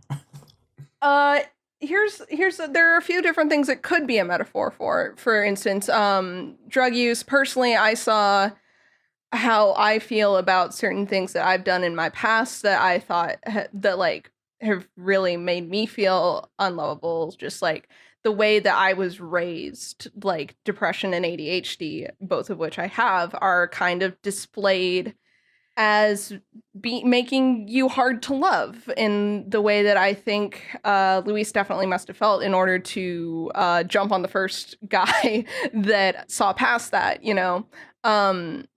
I was wondering how you guys like thought of that specific metaphor. In Maybe terms of three like, I didn't. yeah. In terms of like the fact that like being kind of like the unloved, I didn't get that. The one that I thought of going through like the transformation that she did was that there's like a whole bunch of things that happen to her, a whole bunch of weird things. It's different each and every time. And what I kind of read into that, because I knew as soon as like that condom got thrown away, I'm like, she's pregnant, done. Right. It's like the transformation the body goes through when someone is pregnant and the lack of study that has gone into it. Because even though we are in like the 21st century, there's not enough studies that people have done with people who can get pregnant because they just don't want to look into it. And there's so many things that can go wrong and so many things that just changes the body. Absolutely. And that's what I took out of it is just like, just well, and they how, don't tell. Yeah. They don't tell people who can How get pregnant as awful it kids. is. I never, as a kid, never heard anything about that. My mom has 4 kids, and I never got any of the horrific, gory details on that one. So I fully see that as well. Though now that I'm older, learning those things has played a huge part into choosing to be childless. Yep. Hearing how like just terrifying and how awful it can be and what it does to your body, it's just like, yeah, no, no, thank you, I'm good. Yeah, it's definitely a personal choice. And not to downplay anyone else's struggles. That is my personal feelings on the subject, but I definitely see how that with Luis that could be seen. Also like there's a lot of discussions to be had about stem cells and stuff. I do not love how Evan just casually throws out there that stem cells come from aborted babies, and Luis is like, no, but they never they brought it up. They lampshade the abortion thing, and then they never go any further with that. And I just kind of thought that was funny. You guys, they really said enough about that. And then we're talking about monsters. Yeah. Yeah, no. I think there's a lot of stuff that like you said, this movie was not written with necessarily that kind of demographic in mind, which is something that like makes me think about the stuff that, oh man, it looks like I stopped recording. I hope I didn't. Oh, that's a problem. Oh no. We'll have to start all over, word for word. No, we're good. We're good? We're good. Okay, It's fine. thank Okay. Oh my god, I panicked. Just gonna double check. We're fine. mine real quick. But yeah, no. Scary. What was I gonna say? Oh, I was. With the kind of character that was in the Endless, we're both like. Evan is obviously supposed to be seen as flawed, but I don't know if he's necessarily supposed to be seen as flawed as we found him. I feel like we're supposed to sort of like him. And I didn't and like I felt that way onto him. about the character in the Endless, the little brother, where I also felt like I was supposed to sympathize with him, but I didn't really like him. And with that in mind, and the conversation being had about who this movie is for, it makes me like Benson and Moorhead a little less than I did after the Endless. I love their concepts. I love their non-traditional like monsters and stuff. But I'm starting to, with just these 2 movies, and I'm going to watch Synchronic. And obviously this is me reading into author stuff in a way that I've been encouraged by professors not to. It does make me a little hesitant, and it makes me feel a little bit different about them personally. Yeah, a little bit. Yeah. And on that note, are we ready for Noah's notes? As I had called them and given to Emma, the nuts. The nuts. Sounds like Borat. Exactly. Oh no. The nuts section. I do want to say real quick, even though this is slightly off topic before Noah's notes. I'm interested because we've talked with both The Endless and this movie that the concepts are really interesting. They've got a lot of really great ideas. I'm really interested to see what they do with Moon Knight when they have kind of like a creative director over them as well. kind of helping to steer some decisions. I feel like that might But- actually be an ideal situation for them, because then they get to focus on the things that they're good at. Yeah. So, looking forward to Moon Knight. Me too. Yeah. I'm very interested, especially since Moon Knight as a character is another one of those like really flawed people. He is kind of a jerk a lot of the time, no. but that's what makes him really entertaining as a character. He's what I've heard Yeah. him described as being similar to Batman. He Oh no, not Batman. No? he's I don't know anything about the character.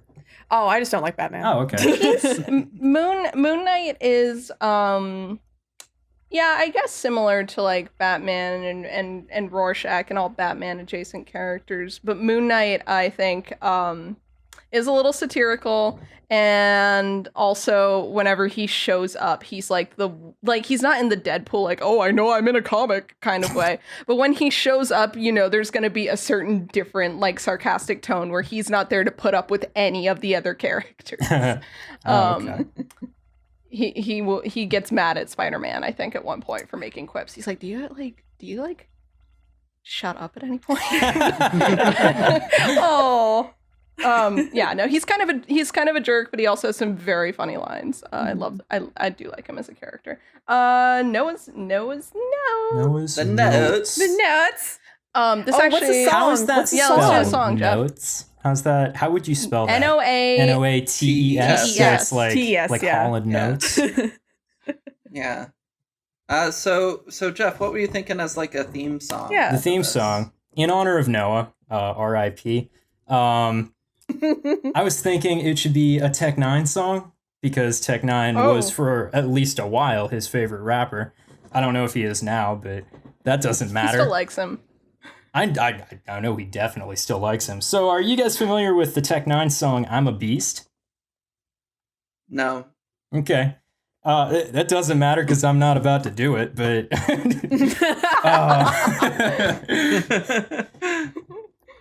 so the intro for the Noah's Notes segment would be like, come against me, read in Noah's Notes. Nope, because I can't read. Oh my Fantastic. god, I love that.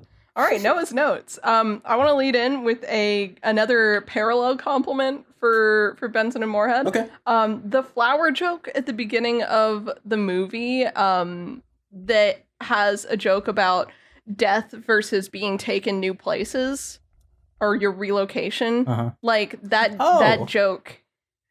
Right? Oh, I completely forgot Right? about that because I was too busy being angry about the other 2 hours of the movie. How about that? No, I think That's that cool. joke playing into the main themes. Noah's like, I do love that flower joke was the only thing he said about it, but it did remind me that joke existed and that it was thematically consistent. Is that then the direct- joke his mom told? Yes, right before she died. Mm. Okay.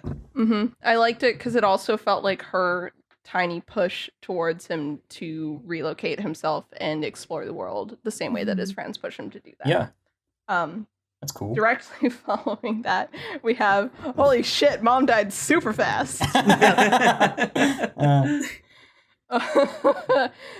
We have, actually, you can use dead mom need to get laid as often as you want if you're willing to lie. Yeah, she died last week. Which, I mean, if you're using your mom as leverage to get sex, I'm assuming you're probably okay with lying. Right? Probably. We have, Can I use my dad's dead to me as an excuse? oh, Yes. Let I'm us know if sure. it works. Yeah. Wait, so are you using that as an excuse to like get cake or something? Since Yeah. Something you don't actually do this- want. something Yeah. you want. Yeah. What do It's we like, oh, got? a new video game came out. There you go. You my know, dad died. So Dad died to me. He loved the concept of this game so much, but then I pushed him away, and I need the game for free. Thank you. we've got we have classic England joke, I assume.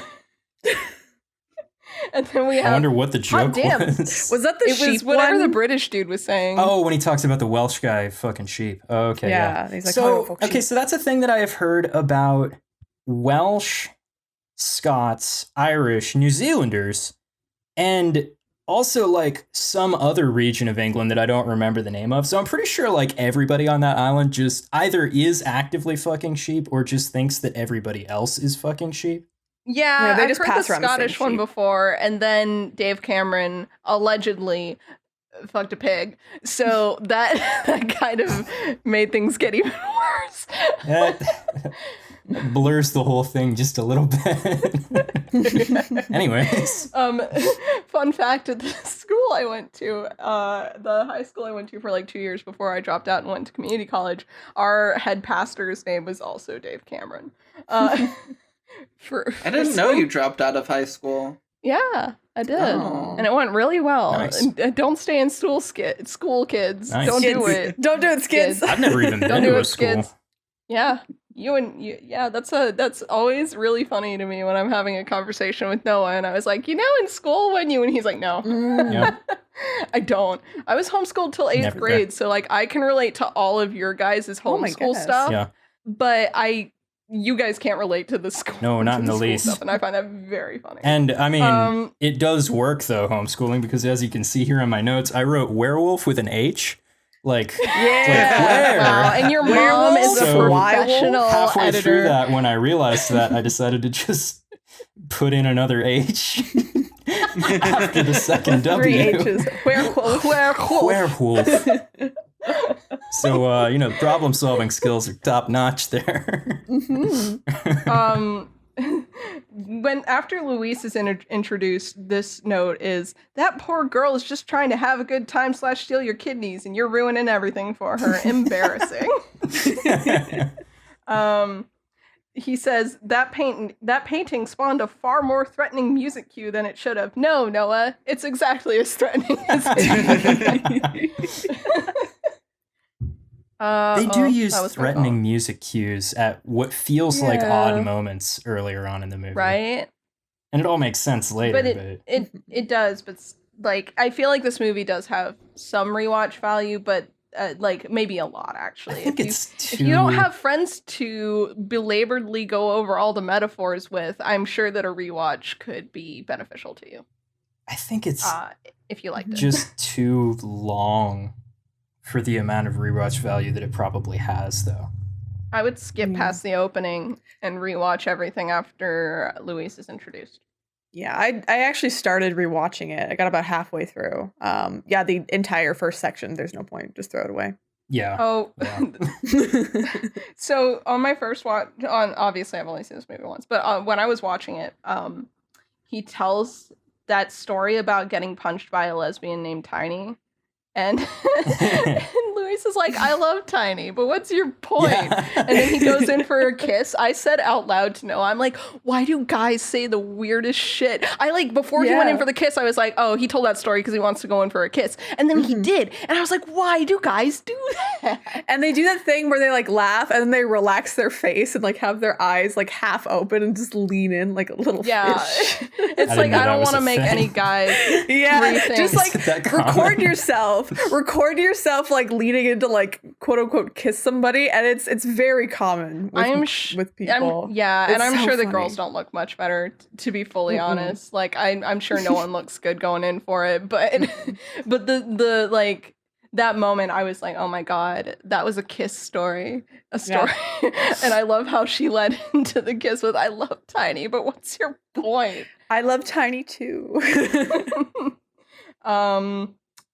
We've got Noah just being generally confused about where she's going, this is very funny to me. We've got, whoa, what the hell? What happened to her face? Why'd she eat that cat?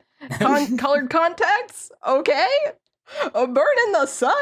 Okay. She's been out in the sun before, though. What's she up to? ... So I love the peeks into his mind. We've got, this man is disgusting if he actually doesn't shower that much. Right? Evan is Yeah. such a disaster. Yeah, He's the one line where he nasty. says, like, I'm going to the beach in 3 days or something. Like, There what? are Dude, you some work on a aspects farm. of Like, there's some aspects of Evan's shittiness that I'm like, a lot of people are really that toxic, and a lot of people who have those like things that they do need like therapy and some way to work through it and they need help. Then there are other things like not showering and only having one shirt where I'm like, hey, get a new shirt. Like, and take a shower. like, I don't want to say it's Mhm. not that hard, but if people are, it maybe sometimes when you're like depressed, it's hard to recognize that you need to do that kind of stuff. But when you are out and about and you have people telling you, specifically someone who you are trying to be in a relationship with, whose opinion you should respect, you have someone telling you, hey, that's gross. Yeah. Please take a shower and change your clothes. Yeah. Like that's an aspect of shittiness that's really easy to change, and the fact that he refuses to really frustrates me. It was another one of those things that reminded me a little bit too much of certain people that I don't talk to anymore. Mm-hmm. I think if they went more in the movie into the fact that like he is like deeply saddened by the loss of his mother and that he's grieving and that like he's not taking care of himself, but like in ways like if he was trying more to take care of her and that he's mostly focusing his energy on her instead of taking care of himself, then that would make more sense maybe. Just the character development and not just that like offhanded like, oh, I don't have a new shirt. It's just like, it just makes him look gross instead of us empathizing with him being like, we understand like that is like mental illness or like, yeah. But no, it just kind of comes out of nowhere. Absolutely. It does. It is one of those things where like, I don't know if it's the line delivery even like that could add some level of empathy or sympathy to it, but we do not get that. He said, here's one. Fun fact, the obnoxious Americans in the movie totally improvised. They were just filming and happened to sit in the back. 100%. Oh my God. I hated them so much. They actually killed that one American. Yeah, they were literally just in there to make them hated and die. It's just like, okay, cool. Awesome. All right. Love it. Love like adds so much. It's just like all the American flags, like the headband, the shirt, just everything. And then he's just like, whoa, America. It's like, oh, yeah, God. come on. Yeah. Did you have to go that far with it? Like, yeah. Apparently. Right? So I've been watching a lot of Resident Evil playthroughs recently, so this one also applies to Ethan Winters. Right after Evan punched the wall a second time, Noah's notes say, dude, your hand just healed. yeah. Which, yeah. Mm-hmm. I love how little time Angelo has for Evan's bullshit. Yep. Yeah. Yep. Angelo's the man. Yeah. Angelo is the man. Noah says, I can't believe Nina called the painting thing from the get-go. He's been mentioning my painting theory from the beginning, because when the painting was held on with the music cue, I'm like, is that her? And I was right, but I thought she was a vampire at first. I should have known better. Thank you, Noah, for giving me credit. Noah and I also had a theory that I don't think is correct necessarily, that Angelo was married to Luis. Yeah, I got a little bit of that impression as well. Too. Okay, I'm glad I it wasn't. thought that too. But I don't think that's correct. No, Yeah, I think it was no. just to represent like, hey, this person is so in love, like even after like he still like holds on to that love. You need to hold on to that love too, dude. Yeah, he was supposed to be an example, because it doesn't seem like Luis to fully marry anyone. No. Yeah. Even Angelo. I don't think she would have, even Angelo, I don't think she would have married him and stayed with him for however long they were married. I loved Noah's mentioned a line that I really loved, where it's like, where he's asking like what she'd be like if she gave up immortality, and she said exactly the same but pregnant, which would be horrifying. I love her. He's got some huge balls, implying that him giving up smoking is remotely the same as her giving up immortality. Yep. Yeah. True. And then we have a lot of Noah calling Evan emotionally abusive, which is also true. Correct. Yeah. Then I'm sorry, this is getting me. We've got, dude, she's used to being alone. What the fuck, dude? You need to back off. I do not like Evan at all. Vesuv. Oh, that's it? Okay.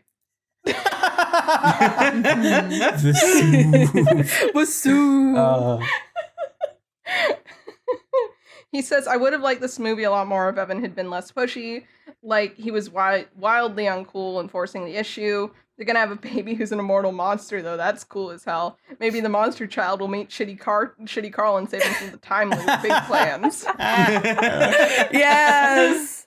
I mean, if they have a girl, she'll be immortal. Oh yeah. See, that's my question is like, because her mom did have a son. Yeah. Yeah. So that means it's not genetically a given that her kid will be a girl, which like was my first thought, But and then I remembered that her mom had a son. It may be a given that the first one is the immortal monster girl because she does say that her brother was younger than her. Right. Okay. That's kind of what I'm assuming, but that's interesting. But then how would a boy kind of go through that transformation? he wouldn't. Would he impregnate Probably a girl not. and then eat her from the No, 'cause inside? I think the fact that her brother was younger means he was Just normal. conceived post monster mom. So that means the Okay. baby, the son is genetically normal. I get you. So Yeah, that would make sense. Although, I Since, mean, like, maybe it's like a recessive gene, and if he were to have a daughter with another ordinary human woman, they would potentially be able to have an immortal monster girl daughter. that's interesting. Interesting. But that doesn't matter. I like that. I like that the way that they've structured her immortality. It makes it really rare that she would have a child, or that the recessive gene would come into play, and that there would be more than one running around. Because like when she does regenerate, then there is no child, and so there is no reproduction, and so there is no chance of another one running around. Yeah. I think that's really, really interesting because it Mhm. takes care of the why aren't there more of her question. If Yeah. she's Yeah. so old, and why aren't there more? But yeah. Yeah. I forgot about the volcano thing. What was up with that? Yeah. Yeah, because What was the deal her with that? hormones affect nature. But I don't think this. But that's interesting because would that imply that like she triggered Pompeii the first time when she transformed? God. Yes. Is that what that's? Ooh. Okay. Because she said, she said, so one of the things that she said is that the monster that's going to come of this is going to be the biggest one yet, right? It might not mean that she is like the biggest monster, right? It might just mean that she triggers it, which would be like basically the volcano. So potentially if she didn't change, the volcano might have erupted and just like, killed everybody in the general vicinity. Ooh. Maybe. How about that? Yep. No one can outrun pyroclastic flow. Jurassic Park. Yeah, Jurassic Park. No, I'm right there with you. Actually, I've never been angry about that before until now. I'm so I refuse to watch it because I saw it in the trailer and I'm just like, no one can outrun pyroclastic flow. No. No, but they get on a boat. No. Still. No. They get on a boat and It's then superheated it air. stops at the edge of the island. Yeah, I just stopped. Just like, no. But what if Yeah, I'm no, just that's how it built works. different? I just don't think you get it. God damn it. Oh my god, that's so funny. Okay, now I'm done with Noah's notes. Vesuv was pretty much the end. But yeah, no, I lots of stuff to be theorized with this. I would love to see more stuff with similar concepts. I know that someone recommended The Last Two Lovers on Earth or something like that, which has Tilda Swinton and Tom Hiddleston in it, which is about vampires. And I might pick that one in the future. Also, are we wrapping up? Seems like it's time. We probably should. Yeah. Okay, cool. So that leads me right into announcing our crowdsourced movie, which won't happen until we're done with the full cycle here of us and our movie pickings. But our crowdsourced movie, after we're done with this next loop, is going to be Creep. We got a two-way tie between Saw and Creep, and all of us wanted to see Saw more. So you have been overruled. You mean Creep? Yeah, Creep.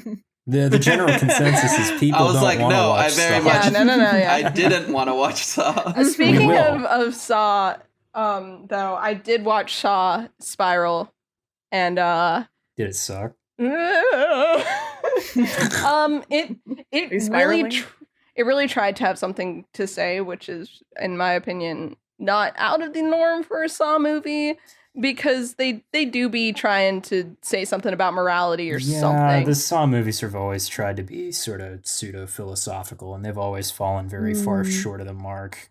And this one may fall shorter than ever. Nice. But I will give them the credit that when they maybe filmed this movie and decided on the statement they were going to make, certain events had not transpired yet. Oh, no. And so maybe it wouldn't have read quite as bad as it did. Does Jigsaw invade the Capitol? And put the president in a trap in the Oval We need Office? this. All I will say is that all of the characters, almost entirely, full stop, except for like maybe one or two drug dealers, all of the characters are cops. Oh, no. Oh. Oh. No. Why? Yeah. Why? So it's like we're rooting for Jigsaw in this one. Yeah. Nina made a face that the audience couldn't see there of like begrudging acceptance or agreement. Yeah, it's rough. But yeah, no. So we're not watching the first Saw movie yet. Noah was talking about maybe doing a like Saw marathon where we go through them in chunks where each episode covers more than one Saw movie at a time. Since those movies aren't hugely substantive, outside of, and there are traps and there's a convoluted plot. Oh no. It feels like we could knock out maybe one or two at a time so that we don't have to be spending a whole lot of time on them. That makes sense, I but I will think we should always start doing petition that against with this. the sequels. I think we should cover the first one by itself. That's fair. I will That's petition against a this decent every time. I will But yeah. never let it happen. There's a guest that day. I'm sick. I mean, I would be perfectly in favor of covering No, the that's first, sweet. but then just never touching any of the sequels because they're just so bad. But like, Mhm. I don't know. The first one is more suspense oriented than gore porn. So No, the first one's actually pretty good. yeah. Well, but yeah, so we're going to be watching Creep eventually. Thank you guys for voting. But no thank you to you guys for tying the vote. You Yeah, had fuck one you. job. Yeah, Yeah, one vote job, better next and it was time. to What's not wrong with tie you? the vote. Now, It's not our fault for next, putting out an even next number movie, of candidates. right? Well, I think it's more if you have an even number of voters. Even if we had three choices, we still could have had a three-way tie or a two-way tie. But we got four so votes. it really is the voters' fault. Hey Emma, what are we watching next week? And also, if you could provide triggers for it, that would be dope. Yes. I can absolutely do that. I'm so excited. Literally the day after we recorded. No, I don't. It was the day we recorded my last episode. It had been Graham's birthday. And as you might remember, Graham was the guest on that episode. And so I was like, hey, Graham, let's watch a horror movie together. He's like, yeah, because he always likes to watch horror movies, but he doesn't have friends that want to do it with him. Sad. And so I was like, I had some friends recommend this movie to me, and I really want to watch it. And I kind of maybe might have it be my next movie. So let's watch it together. And we did, and it was great. And I've been super excited to talk about it ever since. And it And I'm really excited. It is a Korean horror movie called The Wailing. Is it I'm so excited. is it about hunting whales? No. This is Moby Dick. It's just Moby Dick. I'm really excited to talk about this movie with you guys. You can watch a trailer because the trailer doesn't really give anything away. Oh, nice. But warnings, there's a dog and the dog does die. Ah. Oh. Ooh. There's a scene where they talk about sexual assault happening, Yikes. and then it cuts away and shows kind of like the lead up to how they envisioned it happening. Yikes. They don't show it. It's like the guy kind of sitting there and the girl's there. And the guy turns around. The girl kind of walks back and falls down, and the guy moves towards her. Okay. So it's not explicit, but and then racism, kind of. Oh, So Oh. it's Korean. It's a Korean movie, right. and for those of you who aren't aware, there's a lot of tension between Korea and the Japanese, Oh, for good reasons. But there's exactly one Japanese character in this movie, and he's the one that they kind of automatically pin things on, right from the get-go. Huh. And so I think you could read into some cultural racism there, okay. but not like racism that we in America are used to. It's good going into it with the Um, background about that, though. Yeah. And then lastly, demon possession. Nice. Bet you didn't see that one coming. Nice. Yeah. But really cool movie. I'm so excited to talk about it. It is 2.5 hours long. Enjoy. Whoa, that's a long boy. All All right, so I can't wait until the last minute to watch this one, is what Ooh. you're saying. Boy.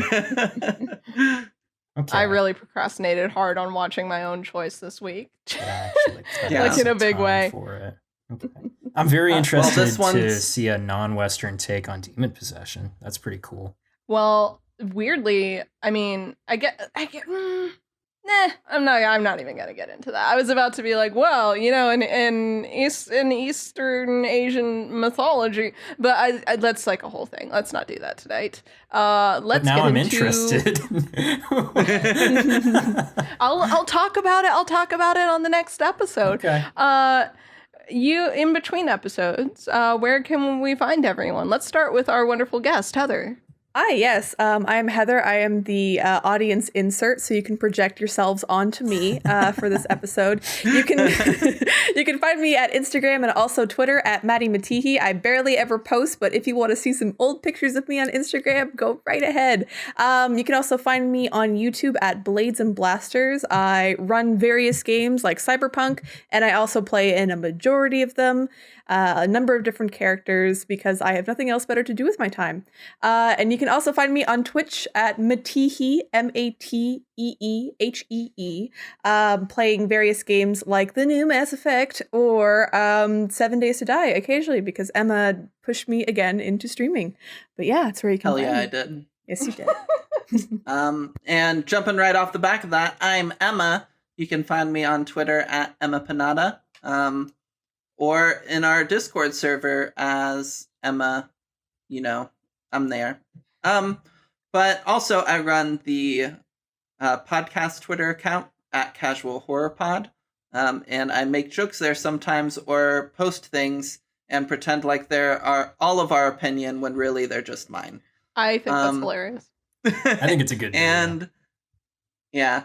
And so yeah, you can find me there. I'm also on the Blades and Blasters YouTube channel as a player and GM. That's how I know Heather. Yes. And yeah, fun times. I've also been DMing some one-shots on a Twitch channel, twitch.tv/Stella Luna.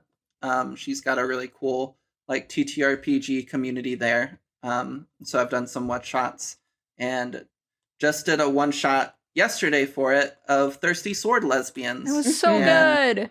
The VOD of that will be up pretty soon, probably. It was Cool. so cute. You guys should definitely was. watch it. Yeah. And Heather was a player in that too. Yes. But Cool. I'm also in a regular campaign on that channel that happens every other Wednesday. And it kind of pairs up that it's the Wednesday before we release episodes, so I always talk about it. But then by the time the episode comes out, like it's already passed. So Unfortunate. unfortunate. But that's me. All right. I am Nina Wolverina on Twitch, Twitter, and Instagram. Nina Wolverina with the 3 instead of the E on Tumblr because I locked myself out of my own account. I also run a horror-specific Twitter where I post some horror takes and retweet some horror art and post some stories that I write that are also horror geared. Now, the big thing that I want to talk about this time is that I am also in a TTRPG stream. I'm going to be on the Drunken Geek podcast charity live stream on June 6th. It's going to be super duper fun. I'm really excited. I'm playing a character named Misfit. They are a punk crime fighter, and I love them very much, and they're very fun to play. We'll be following up a campaign we started. That episode will be out May something. You can check it'll be out before this episode's up, so please go ahead and check the Drunken Geek on Spoofy. Yeah, I'm very excited. All benefits will go to the Trevor Project. So definitely come and watch that. Nice. And Jeff, as always, what TTRPG podcast are you a part of? As always, I am the one host of the podcast who has never once played a tabletop RPG. Maybe that'll change sometime. Is that true? I've never even Oh once. my God. I almost we need to played fix a that. game of Pathfinder with Jackson once, but it didn't wind up happening. So yeah, I'll talk to you after the podcast. I have been meaning to for a long time, but due to work and social things, it's just never managed to happen. Maybe that'll change later this year, depending on my work situation after the summer. I don't know. But in any case, regardless of tabletop RPGs, you can find me on Twitter at BubbaWubbadab, BUBBAWUBBADAB. And you can find me at the Hammer of Jeff on Instagram, where I talk an awful lot about powerlifting because I've got a competition coming up on July 10th. But I never talk about that on this podcast or on Twitter, so you really don't need to know that. You mean the sandblasting guy also lifts? Wow. The sandblasting guy does anything else with his life? That's insane. All he talks Those about other is sandblasters, sandblasting. that's all they talk about. Just sand. How is the coarse and rough and sandblasting. irritating it is. It is. It really is. Well, great. Thanks, everybody, for listening to our episode, and go watch The Wailing. I think it's on Amazon Prime. I think you can watch it there. I bought a copy like a chump, and then my friend was like, oh, I think it's on Amazon Prime. I was like, great.